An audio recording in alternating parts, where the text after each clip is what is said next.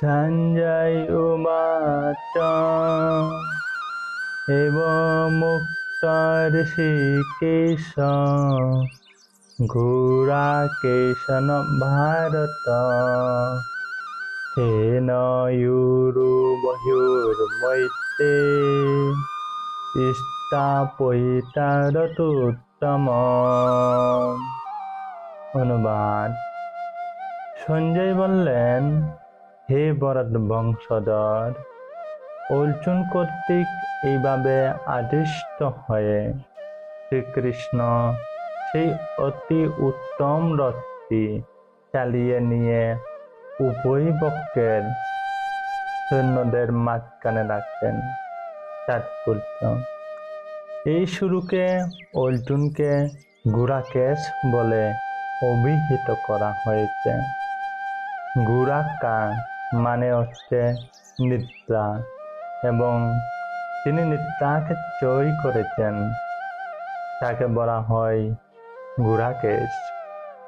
নিদ্রা অর্থে অজ্ঞানতাকেও বোঝায়। অতএব শ্রীকৃষ্ণের বন্ধুত্ব লাভ করার ফলে অর্জুন নিদ্রা ও অজ্ঞানতা উভয়কেই জয় করেছিলেন। শ্রীকৃষ্ণের পরম ভক্ত অর্জুন এক মুহূর্তের জন্য শ্রীকৃষ্ণকে বিস্মৃত হতেন না, কারণ এটি হচ্ছে ভক্তের লক্ষণ।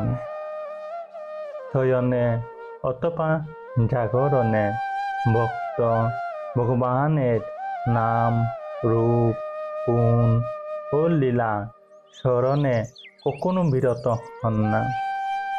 এভাবেই কৃষ্ণভক্ত সর্বদাই কৃষ্ণ চিন্তায় মগ্ন দেখে নিদ্রা ও অজ্ঞানতা জয় করতে পারেন।